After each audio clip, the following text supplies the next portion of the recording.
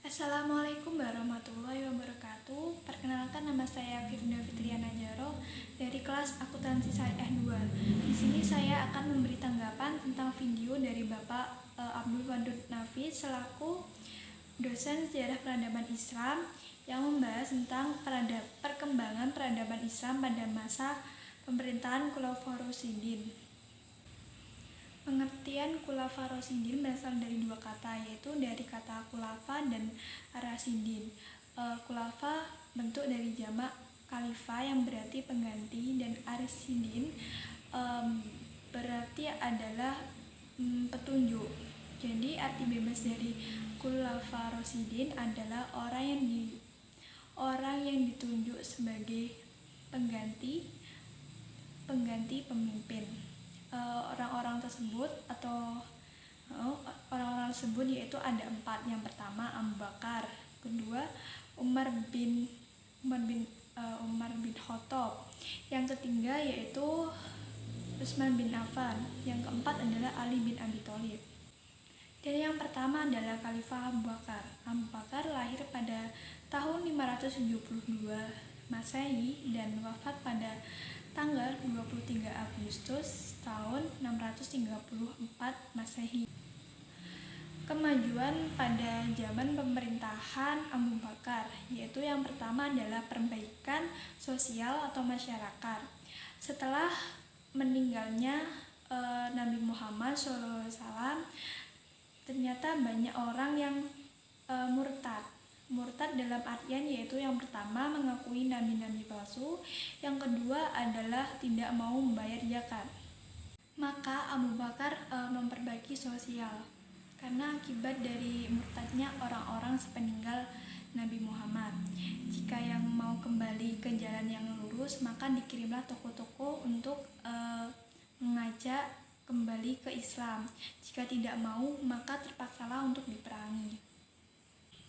Yang kedua adalah perluasan dan pengembangan wilayah Islam. Perluasan dan pengembangan wilayah Islam ini telah berkembang sampai ke wilayah Syria dan Iran. Yang ketiga adalah mengumpulkan ayat-ayat Al-Quran. Mengumpulkan ayat-ayat Al-Quran menjadi satu mushaf, yaitu disebabkan banyaknya peperangan yang menyebabkan para penghafal Quran meninggal, sehingga dikumpulkanlah ayat-ayat Al-Quran yang berada di pelepah kurma, di batu, jadikan satu, agar ayat-ayat Al-Quran itu bisa dibaca lagi, meskipun para penghafal Al-Quran banyak yang telah gugur. 4. Sebagai kepala negara dan pemimpin umat Islam, maka Abu Bakar harus menjaga negaranya, harus meningkatkan politik, pendidikan. Yang terakhir adalah meningkatkan kesejahteraan umat Islam dengan mendorong masyarakatnya untuk bertani, sehingga menstabilkan keadaan ekonomi pada waktu tersebut. Untuk yang kedua adalah Khalifah Umar bin Khattab. Umar bin Khattab lahir pada tahun 579 Masehi dan meninggal pada tahun 644 Hijriah. Beliau menjabat pada tahun 13 Hijriah sampai 23 Hijriah selama 10 tahun. Kemajuan pemerintahan pada masa Umar bin Khattab ada 3 poin. Yang pertama adalah kemajuan politik, menstabilkan daerah-daerah yang telah dikuasai umat Islam seperti Mekah dan Madinah. Yang kedua adalah penataan struktur pemerintahan. Penataan struktur pemerintahan dengan rapi, membuat kalender Hijriah. Untuk alatnya adalah untuk masa kemajuan pada masa Umar bin Khattab ini bukan 3, melainkan 6 poin. Nah, untuk yang nomor 3 adalah meningkatnya perkembangan ekonomi, perdagangan yang mulai berkembang dengan pesat, terus lapangan kerja yang mulai meningkat. Yang keempat adalah meningkatnya kemajuan pengetahuan dengan mengirim ulama-ulama untuk mengajarkan agama lebih dalam. Yang kelima adalah meningkatnya kemajuan sosial menjadi damai, tentram, tidak ada perselisihan. Yang terakhir adalah meningkatnya kemajuan agama Islam, melakukan dakwah ke daerah-daerah sehingga banyak orang yang masuk Islam secara sukarela. Yang ketiga adalah masa pemerintahan Utsman bin Affan. Beliau lahir pada tahun 577 Masehi dan wafat pada tahun 656. Beliau menjabat pada tahun 23 Hijriah sampai 35 Hijriah. Peradaban yang dikembangkan pada masa Utsman bin Affan yaitu yang pertama adalah memperluas wilayah hingga ke Albania, Eropa dan Afrika. Yang kedua adalah memperluas Masjid Nabawi dan Masjidil Haram. Yang terakhir adalah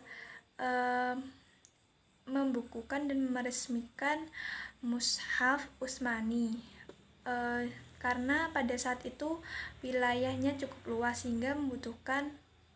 sehingga harus segera meresmikan Mushaf Utsmani. Untuk yang terakhir adalah memerdekakan budak pada hari Jumat bila ada.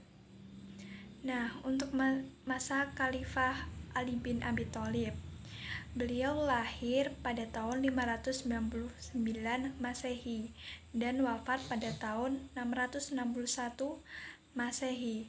Beliau menjabat pada tahun 35 Hijriah sampai 40 Hijriah. Untuk perkembangan pada masa Ali bin Abi Thalib, yang pertama yaitu mengaktifkan kembali sistem distribusi pajak tahunan.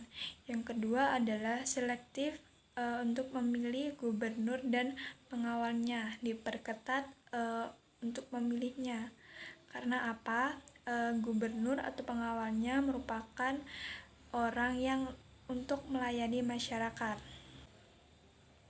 Yang ketiga adalah sistem remunerasi, yaitu penyempurnaan gaji pada pegawainya agar penyempurnaan ini bertujuan agar bisa melayani masyarakat dengan baik. Yang terakhir adalah menjunjung tinggi kepentingan masyarakat. Nah, untuk 4 poin yang saya jelaskan sebelumnya sebenarnya memiliki tujuan yang sama, yaitu agar bisa melayani masyarakat dengan baik. Kesimpulan dari pemaparan saya sebelumnya adalah masa pemerintahan Khulafaur Rasyidin belum berjalan dengan optimal, belum berjalan dengan baik. Karena apa? Pada masa Umar bin Khattab lebih mengutamakan politik dan sosial. Pada masa Abu Bakar mengutamakan perluasan wilayah. Masa Utsman bin Affan sama, memperluas wilayah hingga sampai ke Eropa dan Afrika. Namun pada masa Ali bin Abi Thalib tidak mengutamakan perluasan wilayah, namun lebih mengutamakan kesejahteraan masyarakat itu sendiri. Sekian tanggapan dari saya, kurang lebihnya mohon maaf. Wassalamualaikum warahmatullahi wabarakatuh.